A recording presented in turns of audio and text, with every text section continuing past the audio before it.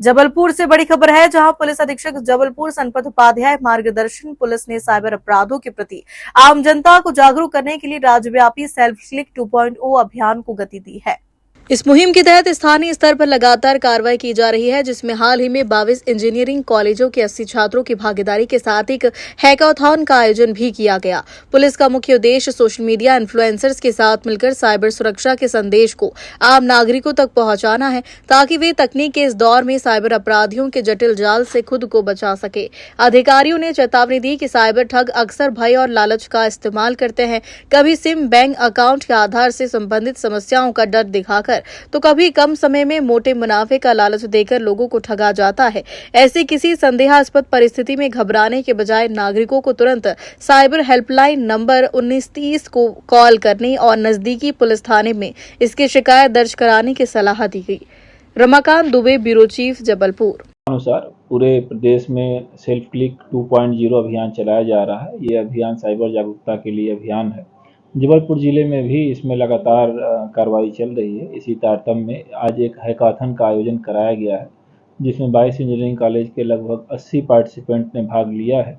जो साइबर से जुड़े हुए अपराधों से जुड़े हुए समस्याएं हैं, उनके समाधान के लिए ये लोग अपना काम कर रहे हैं।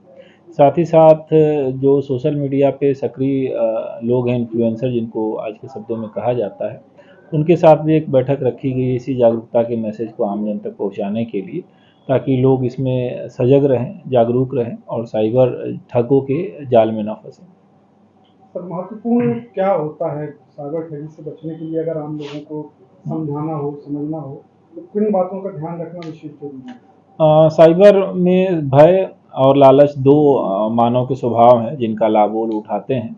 भय में जैसे आपका सिम कार्ड, आपका आधार नंबर, आपका बैंक अकाउंट इत्यादि, या आपके किसी प्रियजन के यही सब चीज़ें किसी अपराध में या गलत चीज़ों में उपयोग हो गई हैं, ऐसा कहकर डरा धमका के पैसा लेते हैं।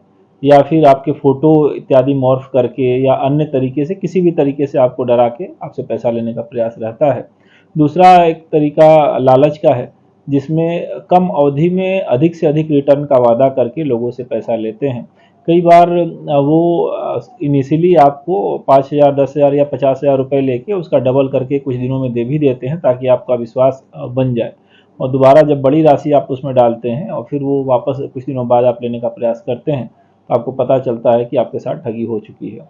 इसमें जो बेसिक हम सभी को गाइड ये करते हैं कि किसी भी ऐसे भय या लालच की कोई स्थिति आपके पास आती है जिसमें बहुत ज़्यादा रिटर्न का कोई वादा करता है, तो उसमें आप इन्वेस्ट इत्यादि न करें। तत्काल 1930 पे कॉल करें और सूचित करें।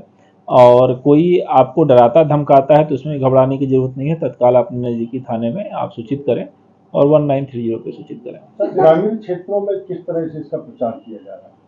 ग्रामीण क्षेत्रों में भी आज मोबाइल का उपयोग, इंटरनेट बैंकिंग का उपयोग काफ़ी बढ़ा है, यूपीआई का उपयोग काफ़ी बढ़ा है, तो पीड़ित भी उस क्षेत्रों से आते हैं। इसलिए ग्रामीण क्षेत्रों में भी इसका प्रचार प्रसार जो ग्रामीण थाने उनके माध्यम से किया जा रहा है। इसके अलावा जो प्रशासनिक अधिकारी हैं, जिन कोटवार हैं, सचिव वगैरह हैं, उनको भी आगे इसमें ट्रेन करने का प्लान चल रहा है और अलग अलग चैनलों से ग्रामीणों तक भी यह बात पहुंचाई जा रही है। साथ ही साथ जो अपने पंपलेट हैं, रील हैं और बाकी अन्य प्रसार करने का मटेरियल है, वो भी सर्कुलेट